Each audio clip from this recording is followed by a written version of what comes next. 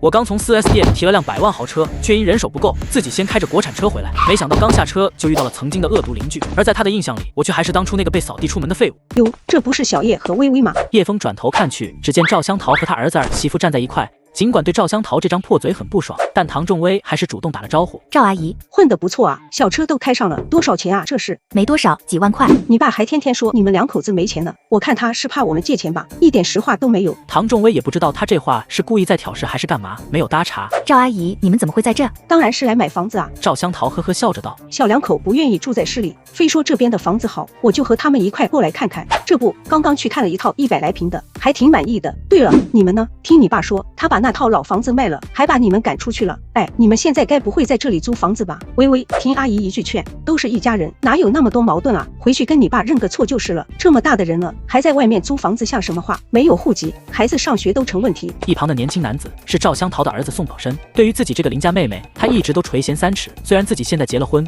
但如果可能的话，他倒不反对给唐仲威一些所谓的救济。微微，我妈说的没错，你这带着个孩子，还在外面租房子，得什么时候是个头啊？叶枫，你小子娶了我们最漂亮的小妹妹，咋还混得这么憋啊？有点不像话了啊！现在找着工作没有？实在不行，我给你介绍个，多了不敢说，一个月7、8千块还是有的。到时候你回去跟我唐叔叔磕头认个错，说不定他原谅你了，还能帮你再掏个房子首付。这恐怕不太行，忘了你唐叔叔前些日子刚被人骗了一大笔钱。赵香桃故意哪壶不开提哪壶，显然这是他的本能，别人越不开心，他就越开心。说起唐叔叔被骗这事，我倒是忘了。微微啊，实在对不住，最近事情太多，记性不太好。唐仲威勉强笑了下，没事的，事实就是这样。不过还是那句话，一个女人在外面租房子可不行啊。宋宝生再次看向叶枫道，明天跟我一块去找个工作，我给你参谋参谋，别整天混吃等死，一个大老爷们，这样会让人笑话的。叶枫哦了一声，没有说话，他的态度让宋宝生心里更爽，娶了我的邻家女神，现在却只能被我当孙子一样训，还不敢吭声，活该啊你！就在他想多说几句的时候，后面又停过来一辆奥迪 A8，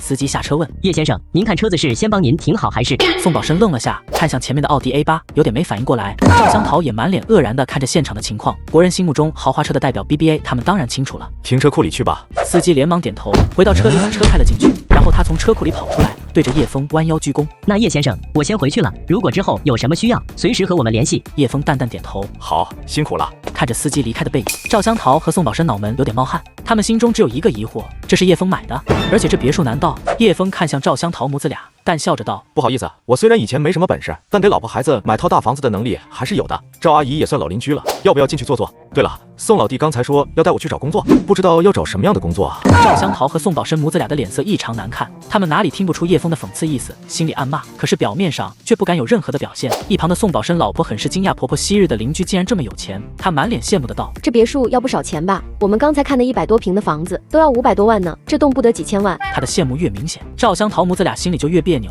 刚才还在拼了命的嘲讽别人，现在却被啪啪打脸，何其难受。赵香桃讪笑着道：小叶这么有出息，都买别墅了啊，怎么没听你爸妈说过？你刚才不是说了吗？我和他们关系不怎么好，所以他们也不是很清楚，要不然你回去的时候和他们说一声。赵香桃哪里不明白，他这是在讽刺自己碎嘴，不禁脸皮发烫。那什么，我们还有别的楼盘要看，就不耽误你们回家了，以后常联系，再见。宋宝生说罢，拉着老婆的手就走，他老婆还有些不高兴，我都没看过别墅，让我进去参观一下，怎么了？这不是你们家邻居吗？也不知道宋宝生说了什么，反正两口子似乎闹得很不愉快。看着赵香桃跟在后面有些别扭的步伐，唐仲威瞥了眼叶枫，现在高兴了。叶枫笑眯眯的道：我有什么高兴不高兴的？我是那种小肚鸡肠的人吗？唐仲威白了他一眼，也没说别的。另一边，宋宝生把闹着要回娘家的媳妇送上了出租车，心里郁闷的不行。妈，叶枫什么时候这么有钱了？你怎么也不跟我说啊？赵香桃比他还郁闷，我哪知道他这么有钱啊？老唐天天说他一事无成，烂泥扶不上墙，骂的狗屁都不是呢。我要真知道他这么有钱，能这样跟他说话吗？都怪老唐，说话一点都不老实。宋宝生忽然道：唐叔叔说被人骗了钱，是不是故意在骗我们，怕我们借钱？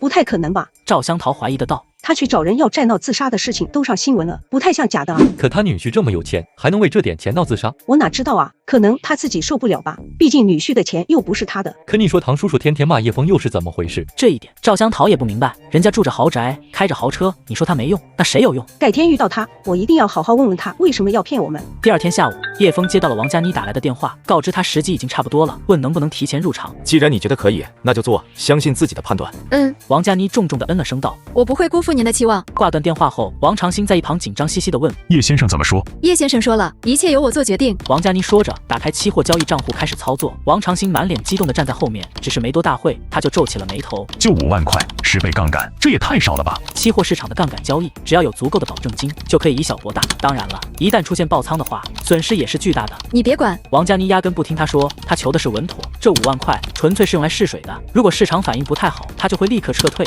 等下一个时间点，王长兴一脸郁闷地站在那，很想把女儿拉开自己亲自操作，但是他前不久才亏了10个亿，现在还真不敢乱动，只能看着女儿认真观察行情曲线。时间就这样一天天过去，到了第3天的时候，王佳妮赚回来大概3万块，而投入的本金依然是那5万块，从收益率来说，已经达到了将近70%。然而王长兴并没有感到高兴，因为他想象着，如果当时把这1000万都投进去，现在赚回来的应该是700万，而不是这区3万块了。他心里郁闷到极点。这时候，他的手机响了起来，拿起来接通后，里面传出之前那个投资顾问的声音：“王总，我看到您的账户最近几天有一些交易啊，是不是打算东山再起了？”也不算什么东山再起，就是弄了1000万过来想试试。投资顾问又道：“可我看您每次的交易资金都很少，是不是害怕了？这样，我们公司刚刚组建了一个新团队，许昌辉知道吧？去年期货市场的收益率高得吓人，他亲自带队，保证让您赚大钱。怎么样，王总也来跟我们一块呗？”王长兴听得心中一动，许昌辉的确是个了不起的人物，在近几年的期货市场投资人中，属于炙手可热的风云人物。